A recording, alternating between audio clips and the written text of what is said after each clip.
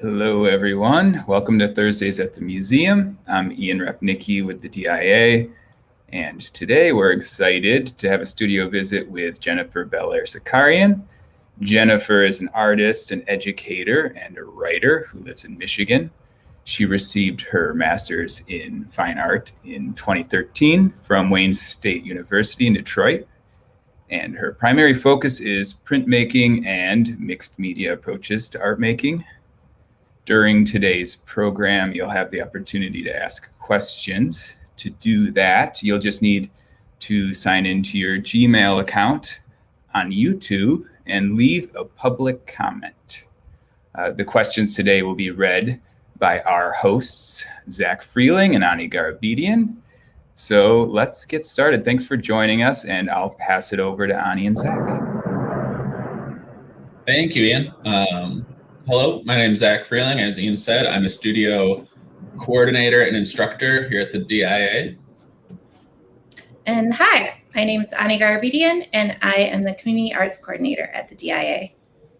And as Ian said, our guest today is Jennifer. Hi, Jennifer. Hi, Zach. Hi, Ani. Thank you for joining us. How are you today? I'm good. Thank you for having me. Of course. So today we're going to talk a bit about your work, and then we're going to do a little bit of a demo. You're going to run us through some drawing techniques, some exercises, kind of show us what your process is. If you'd like to follow along at home, feel free to grab what materials, Jennifer? What materials should they grab? Pretty much anything you have available, and you don't have to think about it in traditional art terms. It can be a ballpoint pencil, Crayola crayon, marker, India ink, pastel. Pretty much anything is fair game, as long as it's multimedia and more than one tool. Okay, great. Let's take a look at your work then. So we've got a few images here, a dozen or so, and yeah, we're focusing on mixed media artwork today. Can you tell us a little bit about that term, mixed media? Yeah, absolutely. So mixed media refers to any artwork that's created using more than one media, and it's more or less like a more contemporary approach, a little less traditional in some aspects as well, and it allows you to kind of like pull from your environment, pull from your studio, and just try things that are intuitive and kind of flowing with whatever materials you have. Great. Great. So let's go through a few here. We've got a few of your images we'll kind of look at as we're talking. So what made you decide to work this way? What do you like about working mixed media? One of my favorite parts about working mixed media is just that ability to pull from my different backgrounds, such as printmaking, silk screening, using like blocks of color, so being inspired by like graphic things, but also mark making, fine lines, and yeah, just like that intuitive approach. Okay, great. Yeah, these are beautiful. Yeah. Yeah, these are really nice. This one here, tell us a little bit about this piece. What materials are in this one? Yeah, so this one is silk screen, in addition to watercolor, graphite, and gouache, and pretty much those things in general, but I've also just really pulled a lot from the original silk screen, which is the flowers in the background. That you can see the leaves. Yeah, okay, so the leaves, the black here, screen printing, okay, that's great. That's great. What are some of the biggest challenges of working this way? I think one of the biggest challenges is just, as someone who went to school for printmaking, kind of relying on that media to kind of relay my message. And so that was kind of a big crutch for me to go from having a studio space and then, not having that accessibility going to school, but then having to pull from whatever materials I had available. So for me, that was definitely a big challenge. Sure. Jen, I'm going to pause you for a second there. We're getting a bit of an echo. Yeah, I'm going to grab a plug because I can't Okay. figure it out. All right. That's fine. And we'll just keep looking at these. Ani, have you ever worked with mixed media? I have, and I totally appreciate what Jen is saying about just like using the tools that you have on hand. And like she said, you don't have to go to the art store or get anything fancy. You can use stuff out of your recycling bin. So I think it's a great way to work. What about you? Yeah, definitely. I really like the flexibility of it too. I've always been kind of, I don't know, scattered when it comes to, my practice. And I was that way in school too. It was hard to kind of stick with one cohesive body of work. Yes. Or worse. And I really, I loved, taking printmaking. I was in printmaking and illustration were my majors. So that was really, some digital, some traditional, non-digital, lots of screen printing, lots of collaging, lots of like screen printing on top of like found old books or sheets of paper or the cover of a book. Just kind of, like you said, just finding random things and using it. Like you said, recycling bin. Yeah. Yeah. Yeah, I was fortunate enough to go to school with Jen in grad school. So I'm really interested in hearing more about her evolution and what I saw she was doing in grad school to what you are doing now, Jen. So I'm thrilled to hear about that. Yeah, and I think that's I'm still getting feedback. Yeah, I think that's a great thing. Like, especially this slide right here is, a piece from grad school on the left, and it's like layered paper that was created with silk screen. And there's even some notion of like birds that are kind of, I guess it's a piece about resuscitation. So someone who's getting saved. And so like these birds are kind of flowing out of her. It's almost like a soul essence or something like that. Oh, wow. Are you referring to the one on the left side, Jen? I am, yep. Yeah, these are really beautiful. Yeah, so it's definitely a powerful piece for me. And birds have always been part of that evolution, even going from grad school to where I'm at now. And that birds have always been like in the picture, but they were kind of more like a metaphor in the past, whereas now it's more about like appreciating their beauty, the different like elements and attributes that they have. What, is this one that you did in grad school? Is this a more recent piece?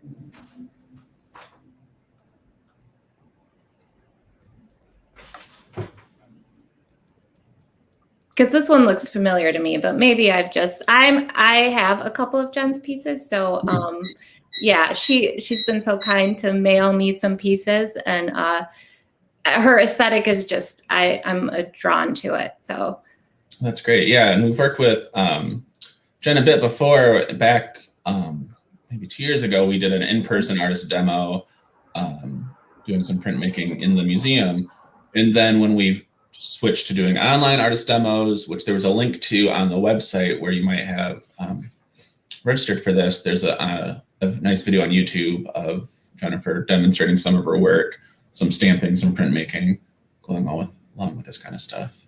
Yeah.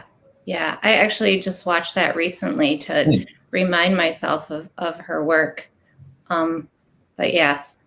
Yeah, could we go back one slide here? There was one piece I was really curious about. This one on the left is so interesting. That looks like it's, I love that overlay, that transparency.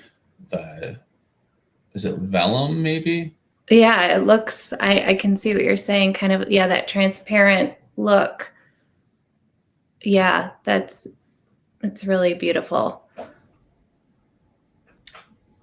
Okay, can you guys hear me? Yeah, we can hear you, Jen, or I can hear you. Yeah. Nice. Yeah, so this piece on the left is with vellum. Okay. Yeah, it's one of my favorites. It's actually like when you walk by it, it's really cool because there's those layers, and they're able to kind of like move, like there's this very visceral and like layers, like especially as a printmaker, we work a lot in layers as we build an image up. So it's really great to have this piece that's like showcasing like what layers can be through the use of beeswax and transparency. So there's a lot happening with this one. Mm-hmm. How can you tell us the size of this piece? I believe it's like 14 by 24, somewhere in that ballpark. Oh, yeah. okay, nice. Great. That's wonderful. So you mentioned printmaking a little bit. Do you still use printmaking in your work?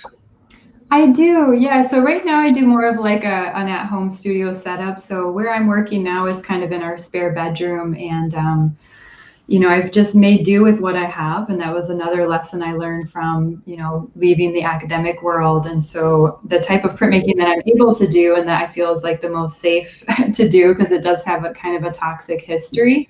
Oh, yeah. So I mostly do like relief-based printmaking, and so it's basically that type of media where you take a linoleum block or a wood and then you carve into it, and then wherever you carve will be the white of the paper, and wherever it's not carved will hold the ink. And I actually have a couple pieces on my studio wall here of a relief print that's kind of a purist one, and then I also have this piece too that I believe we showed, and it's actually collaged with a relief print. So it's like a really special piece, and it's really special to me to be able to still incorporate relief printmaking or some kind of printmaking into my artwork in a safe way that I feel comfortable with. And the beautiful thing about printmaking is the ability to replicate an image many times over. So I have this image, which has some mixed media applications, and then I also have some more traditional images of the same thing. So That's great.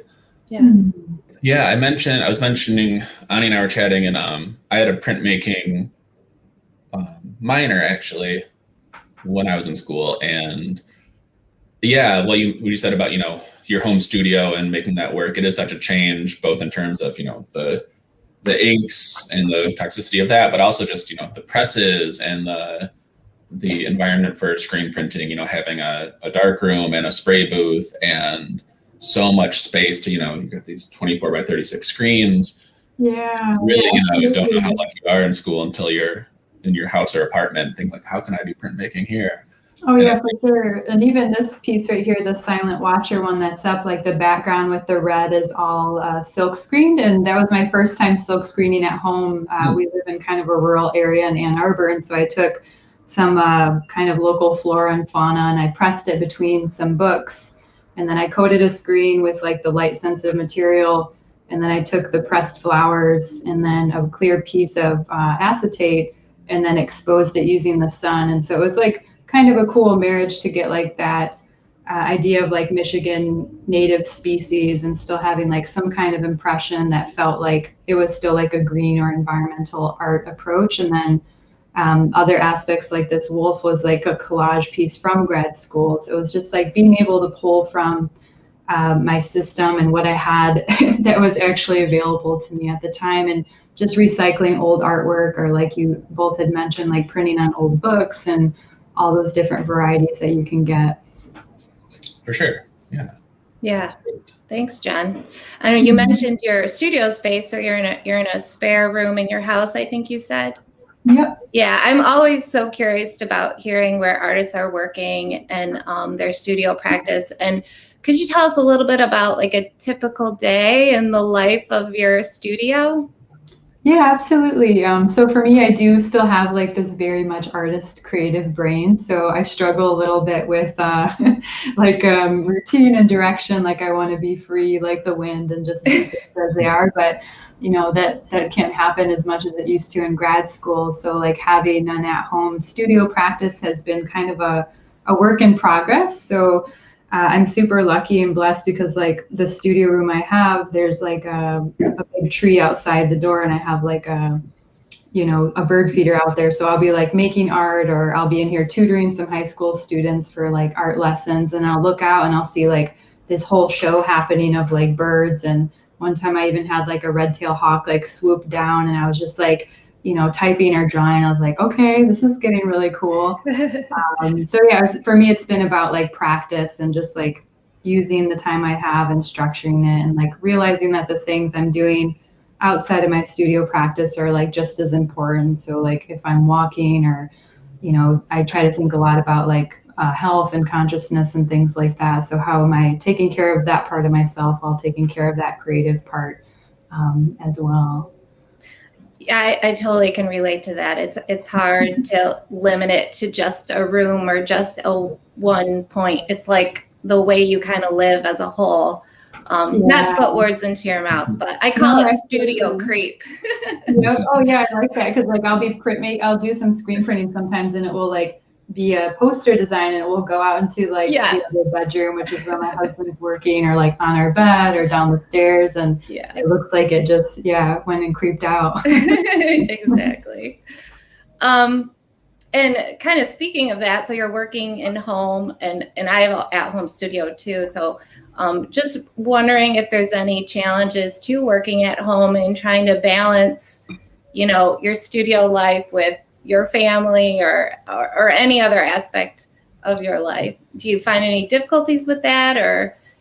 Yeah, it definitely comes with its own set of difficulties, but I think I just try to set my own boundaries and set my time. And sometimes a studio session means just like writing 3 pages instead of like a whole 6 hours like I wish it could be.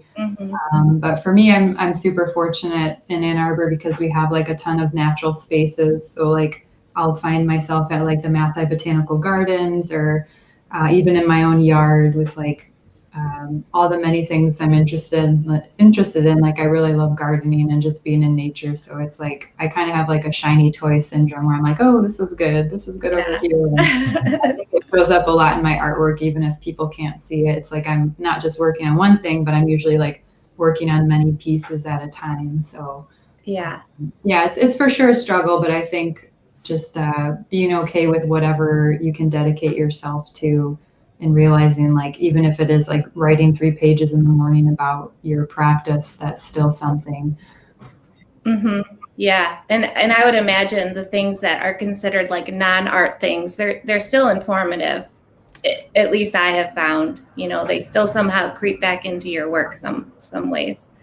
Yeah, absolutely. And even with like the the quarantine and everything, it's been interesting because I've also been tutoring. So like having interactions with like high school students and young minds and creative minds has been like a catalyst to like remind myself like, oh, this is like really important work to be doing in the world. Like regardless of who you are, what age you are, like we all kind of still need to stretch those creative muscles. Great. Absolutely. And just one more thing I wanted to ask, because like I said, I did know you in grad school. That's where I met you, and I saw your work then. And you talked a little about it earlier in the hour, but how your work has transformed through the years, or maybe like how you got started with this series that you're working on, or this body of work.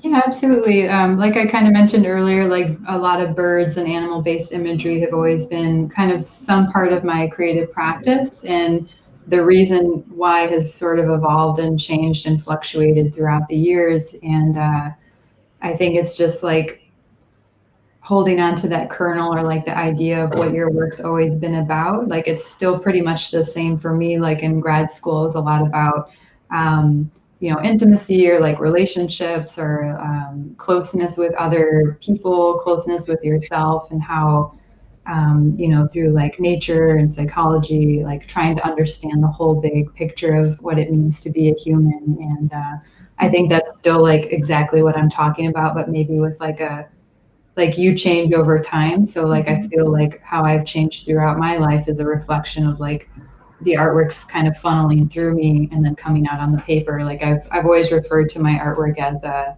kind of like a journal. Like I can trace specific events back to specific art pieces.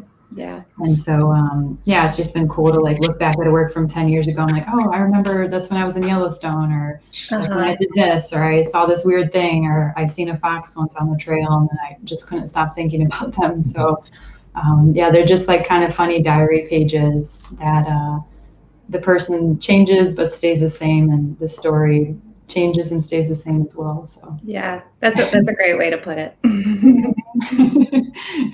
That's great. I love this image too, which is up, which seems to be a digital piece, just kind of even showing the wide range of your, mixed media, from drawing and painting and printing to also digital and photo editing and things like that.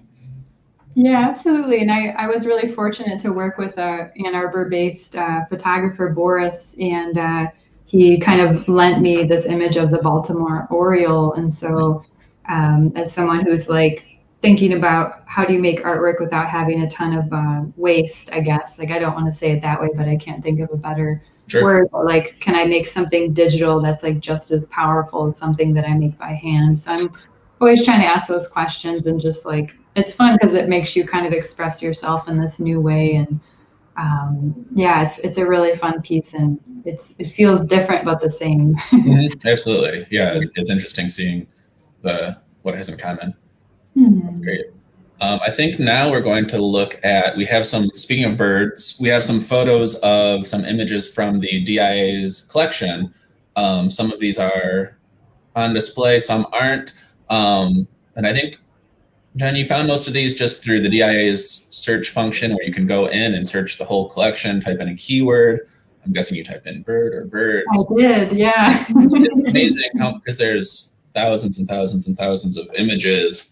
And it's really cool because a lot of this stuff, and this is, for you all at home as well, this is something you can do anytime. And I found myself definitely getting lost in there. And, because you can it's so much stuff that isn't on display or can't be on display or isn't on display at the moment. So it's just a great way to look at art. So these are just some different types of artwork with birds on them that you chose, right? Oh yeah, they definitely are. And I for sure got lost too, Zach, just like scoping through them all, and like the different ways that birds are depicted throughout like cultures, time, different like systems of thought and schools of thought. So it's like a really good way to get lost in art without, having to go anywhere. I was thankful for that. And yeah, they're beautiful.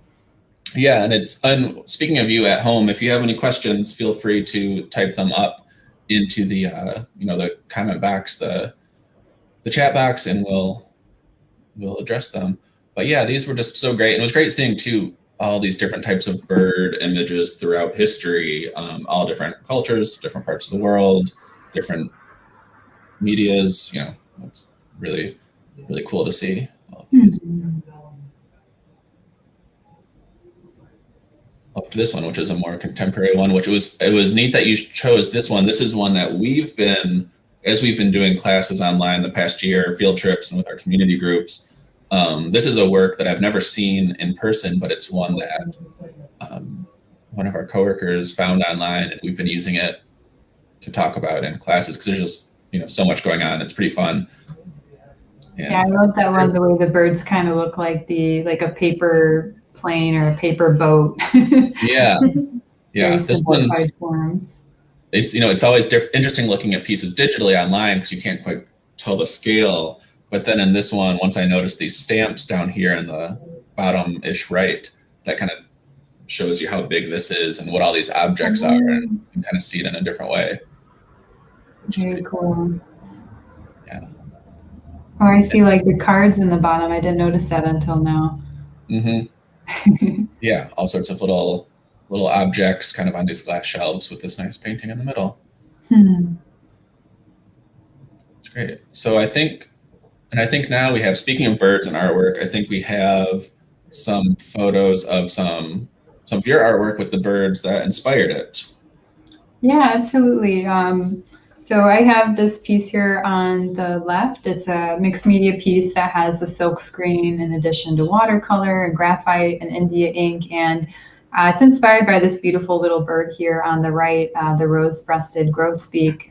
Say that 10 times fast. But it's just like this marvelous bird that shows up in the beginning of spring. And I'm also an avid runner, so I'll do runs around my hometown area, and I'll just like, whenever I hear this bird, it's just like the most beautiful sound you've ever heard. And I encourage everyone to look it up if they get a chance or find themselves birding. But it's just like it's a simple bird, but it's also so striking. Like you can see the red chest on it. And it's just like that feeling of joy that I get when I hear birds. And it's pretty remarkable too, because there's some kind of research that's been done that suggests that the reason why we get this happy feeling when we see or hear a bird is because we're like evolutionarily tied together, so that like our prehistoric selves, whenever we heard bird song, it was usually an indication that there might be food, like seeds, there might be water nearby. So there's just like this ancestral joy that people get when they hear a bird, and I'm definitely like in tune with that. So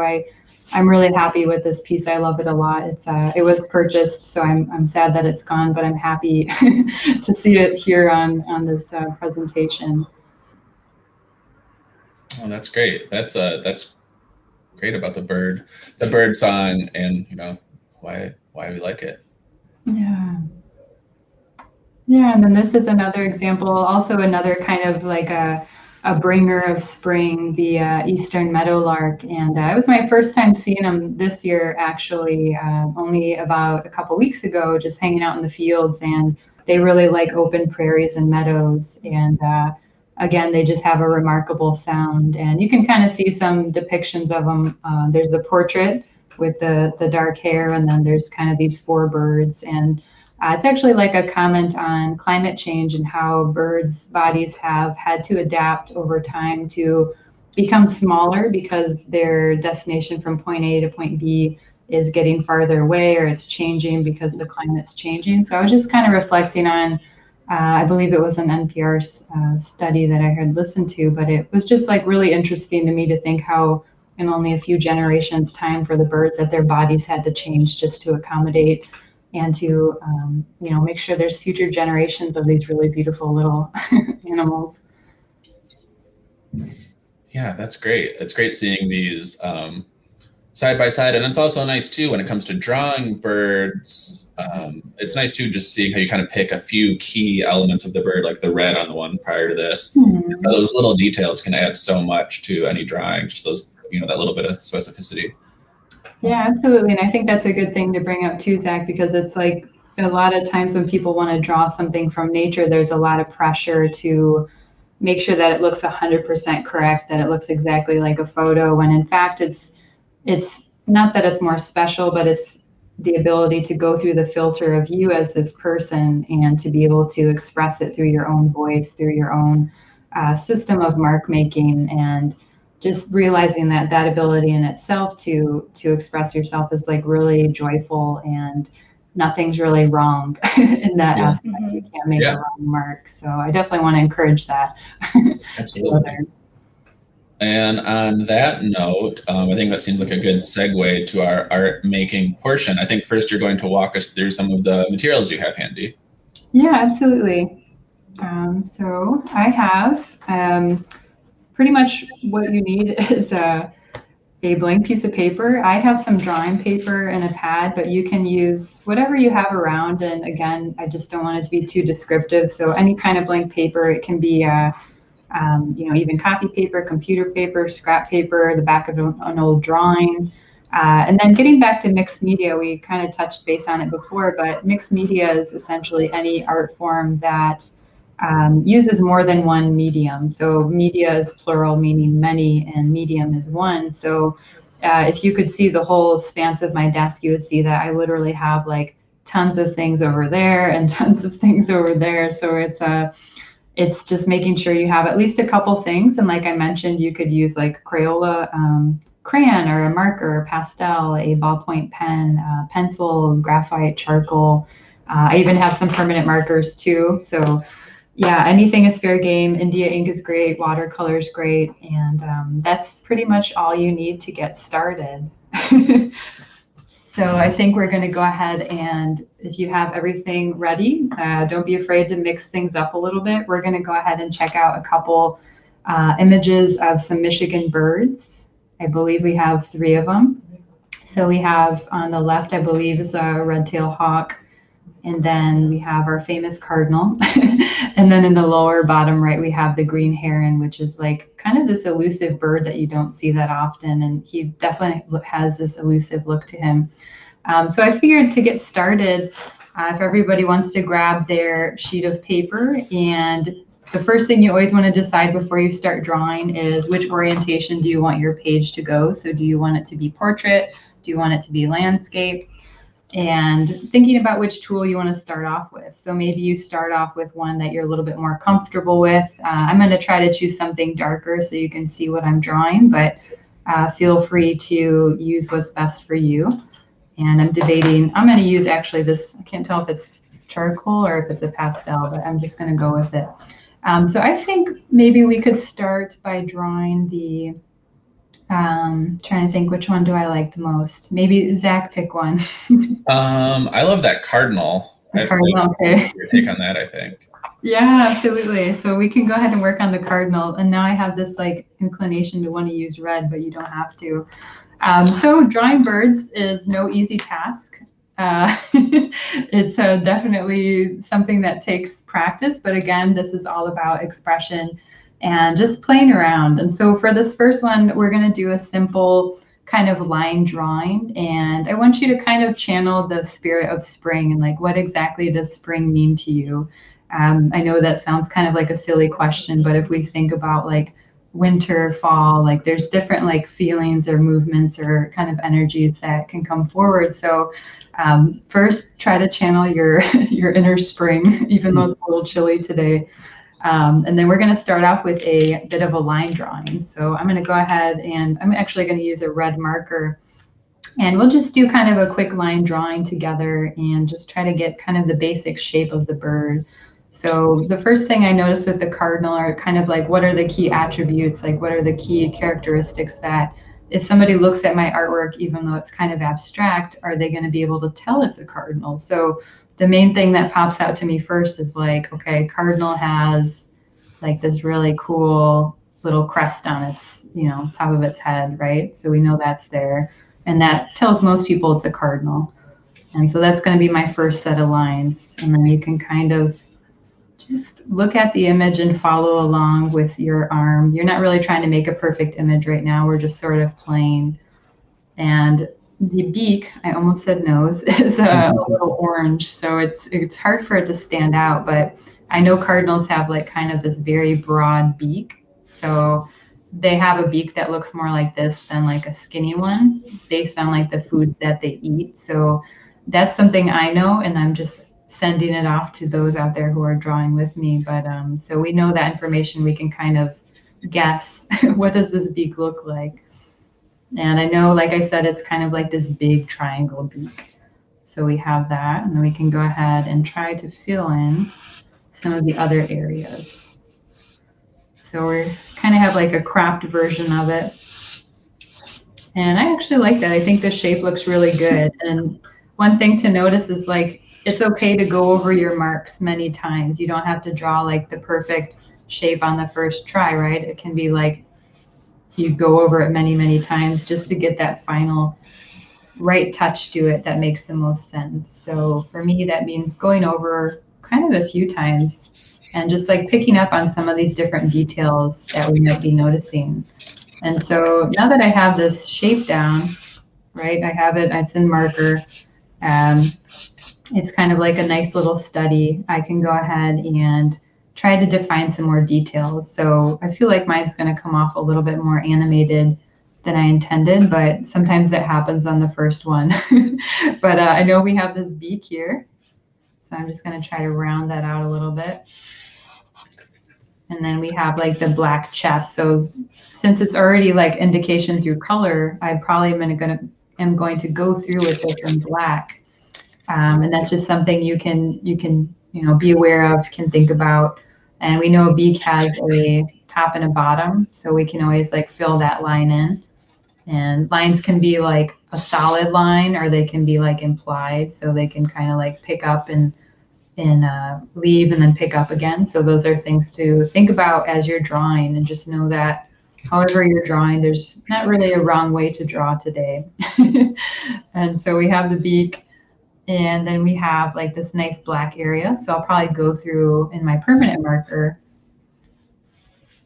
and just kind of sketching this out a little bit so I know where to go.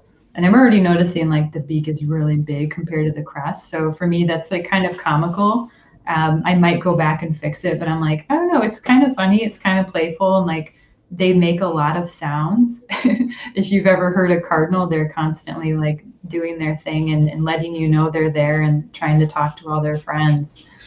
So sometimes the images of the drawing can kind of be like a caricature of the actual bird itself.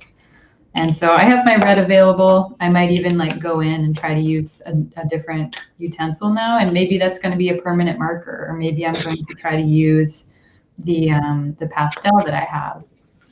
And something you can pick up on as well is like the direction of your mark making. So to make a mark while you're drawing means to move your utensil from point A to point B. And something a friend of mine from grad school had always said was like, if you're going to draw an arm, like, is the arm going to be hairy? So like, what does the texture of this creature look like? What are kind of the key points that you can pick up on? And for me, I'm noticing like his, where the black is at, there's kind of like, we can assume that his feathers are going in a certain direction. So kind of following that movement with your brush strokes as opposed to maybe doing something like this, right? So it's something to pick up on, like even as you peruse like the DIA's website with all these great images, or when you find yourself in a museum again, notice how the artist is deciding to describe a particular area. Are they, drawing hair on that arm to make it hairy? Is the are the pants corduroy? Is the direction of the feathers this way or that way? So these are all like important cues to pick up on, and just know that the kind of sum, the start of everything, or the small parts, are what makes up the whole. So if you can get as many of the small parts to kind of make sense, then the whole image is going to come off in a pretty convincing way. And so, for example, I mentioned like, oh yeah, the cardinal, has this particular shaped beak, that we're seeing here, and it has like this crown or this crest up top. So these are like the sum of the parts, right? So point A, point B, point C equals beautiful cardinal. So even though it doesn't have like this exact replication of a photograph, it still has like my interpretation or your interpretation, which is like super fun and exciting. And you can see I'm just using markers, and I'm like already really in love with this piece. And I'm thinking like, what else would I want to do with this? Like, this is just two media. And like, I typically love to go with everything I have available. Like, to me, that's for sure the most fun. Is it's like this constant problem solving that you get to do. And so now I'm trying to pinpoint the eye because it's kind of hard to see, but this is where it might get a little funny, but it's okay. Funny is good. So eyes are hard on people, and they're hard on birds as well. But if you draw a little black circle, chances are you're going to be in good shape when it comes to drawing a bird.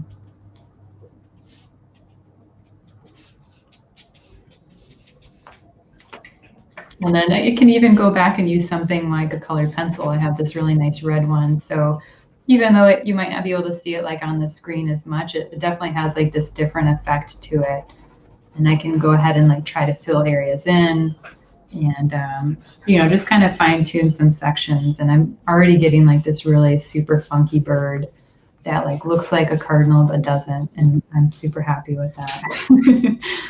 I'm wondering how Ani and Zach's drawings are going. Well, I set you up to draw the cardinal, but I had already started drawing the bottom right one. I just kind of was having fun and just kind of doing sort of a composite. Also, I'll just hold it up. Oh, that looks good, Zach. So I was using crayon, doing like a watercolor resist, which is one of my favorite things to do, putting down crayon first, then watercolor on top. Yeah. And then also just using some Crayola markers and some watercolor and this like chisel tip pen. Ooh. A cardinal looks like a parakeet, I think. Yeah. But that's fine. Maybe it's, a parakeet on Halloween dressed as a cardinal. Yeah, no, I love it. I feel like if yours and mine combined, it would make like the perfect cardinal. Yeah. What about Ani's? I got a little, you see that? It's beautiful. And is that on cardboard too, Ani? Yeah, it's just actually, it's from my cat food box. I love this sense of recycling. That's perfect. Yeah, that's a great example of mixed media on a cat food box. We've been doing, like I mentioned, field trips with elementary students, and a lot of kids are working from home. So we've been trying to make our art projects be as accessible to to anyone. So we've been doing a lot of that, saying, go grab, if you've got an empty cereal box in the recycling bin, cut that up. That's perfect to do a collage on, or check your junk mail, or, use the back of a handout or whatever. Really, you can just use anything. I think sometimes people get caught up in needing to have the perfect sketchbook, or what you get examples. So when we met the other day and we looked at these bird pictures, I actually drew this cardinal in my notebook. Oh, no way. I like kind of better than the one I did today in my actual notebook. So. Yeah. It's amazing sometimes, like you'll draw something for 5 minutes and it's like the best drawing you've ever done, or you'll spend 2 hours and you're like, it's good, but like sometimes it's those immediate ones, the unplanned ones, that are the most interesting. Yeah, definitely. What I just knowing your work, Jen, and knowing you and listening to you today, I mean, the word that just keeps coming to my mind is thoughtful. I find your work so thoughtful, and just these just like quiet commentaries, but really aesthetically beautiful, of what you're thinking about and how you're living, and from what I can see, you're like living it, and like you said, it's like coming through you on paper, so it really resonates. I find it really nice. Yeah, and I love how you're working kind of quickly and spontaneously, but also, you're using all of your prior knowledge of, I know what to expect from this material, or I know what this bird's beak looks like and why. Like, it's all that kind of culminating skill and knowledge and experience that allows you to kind of be kind of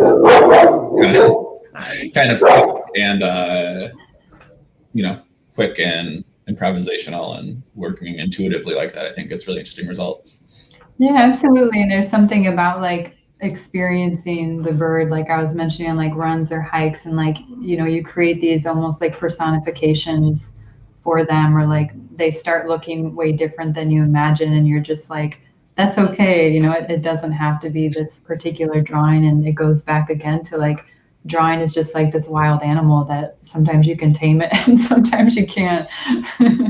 Yeah, absolutely. So what more are you going to, if we can look at your nice cardinal there again, what more do you think you'll be adding to it? You mentioned, maybe using some of the other things on your table. Yeah, absolutely. I could see myself going back in through with like some watercolor and like trying to fill in the backgrounds a little bit, but this might even just be like a study for another piece as well. Like I like having that open-endedness where, it might become something, it might not, and being okay with the steps that it took to get me to the point that I need to be. I like it a lot. It was fun working in permanent marker and colored pencil, or both kind of new media for me. A few of the students that I've been tutoring, like I mentioned, they use a lot of colored pencil, and I'm like, okay, I got to get on the colored pencil thing. It's a lot of fun to work with, and it feels very natural. So I'm excited to flesh this one out some more, or maybe give it another life and another piece. And that's pretty much how all my work starts, from like something like this, and then it becomes something, it's almost perfect, something like that. That's great. Yeah, and that's something I think, I always think in my own work, and try and tell, students of any age that, maybe the project you're working on now isn't going to be, something hung up on your wall, but, if you had fun making it, or if you learned something while doing it, if it, took your mind off things for 20 minutes and you just had fun, I tell people I'll do stuff all the time that I'm not crazy about this, but maybe I'll cut it up and turn it into a collage and make something different out of it, or take what I learned and make, the next thing. And it's nice to have that kind of, that sort of, safe distance from your work and not be too precious over it. Yeah, for sure. And I think it's like those stepping stones, or like those fossils of your creative self that you can either take and haul with you, or, leave it where it was, or have you. And speaking of that, I think you had some other work you're working on, right? Some different steps here. Yeah, I just wanted to show some kind of progressions of a piece that I'm working on now, and also to encourage, like we were talking about, kind of pulling from your environment. So I have I get these bird calendars every year. And so just like saving imagery that you can reference from, like I know we have the internet, and that's really great, but sometimes it's nice to just hold on to anything that might have images of the things that you love, and you can always come back and use it as a visual reference. But what I have here is a kind of a progression of a red-winged blackbird who I think, in my opinion, are like the bringers of spring. Like as soon as I hear one in the backyard, I'm like, oh my gosh, it's springtime. These particular birds are out. And if you've ever seen them, like they'll be hanging out on like some tall grasses and their whole bodies like come into this really funny shape. But I have this piece here that's like a progression. So I have like, this is just like a 5-minute study. And, it's a nice shape. It's a nice outline. It's getting like the form down, getting things like the beak. What is the beak supposed to look like? And of course, like my favorite part is that little red wing with the yellow underneath it.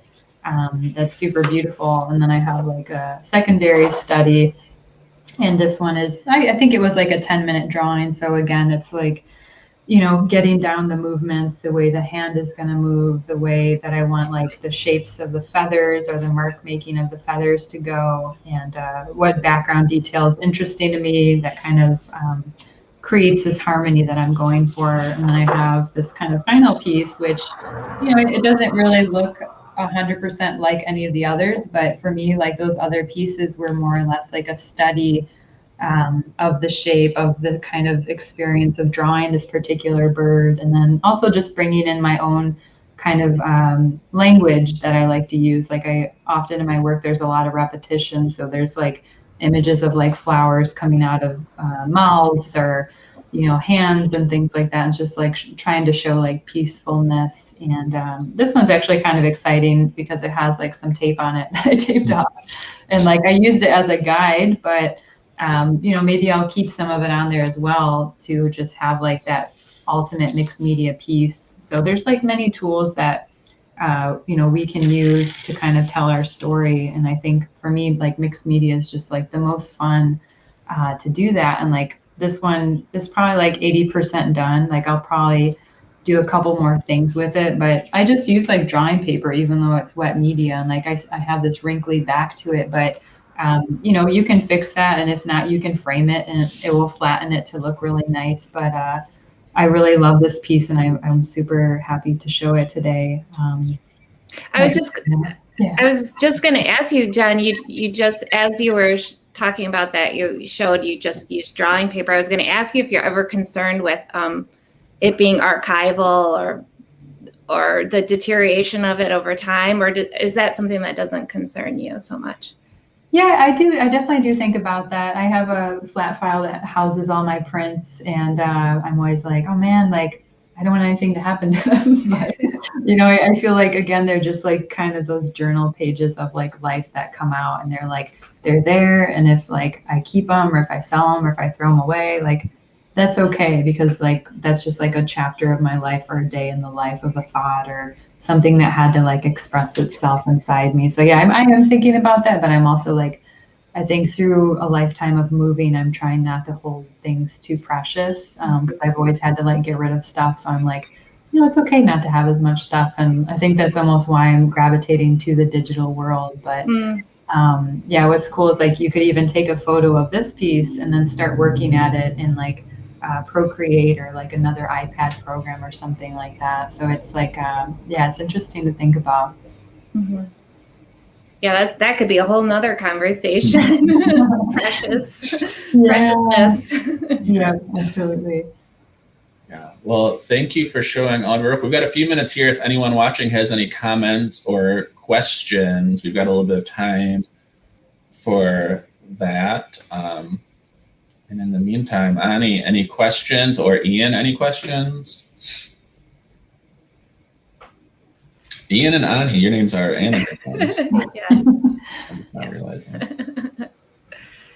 But I I've not seen any comments. Actually, follow along. Yeah. Great. Had an envelope handy, so I Nice. and a red crayon, so Nice. That's or perfect. colored pencil. That's great. I love that it's on an envelope.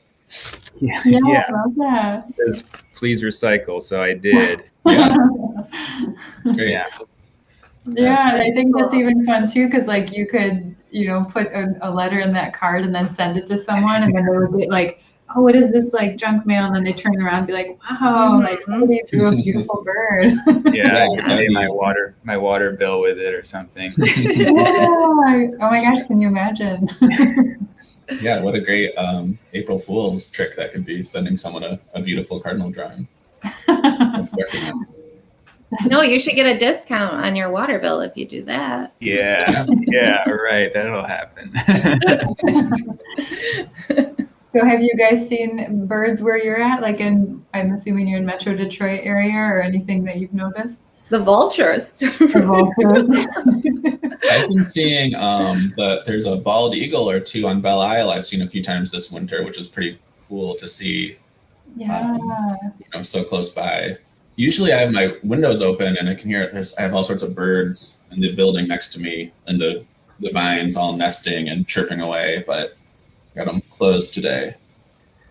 Yeah, I have some big trees in the front yard, and as it gets warmer, the evenings are really, there's just all sorts of noise, and there's bats fluttering in and out, and yeah, it's really kind of magical. They don't stay still enough that I feel like it could capture them, but there's lots of rustling and singing happening all at once in the early evening. That's cool. And by capture, you mean drawing, right? Not.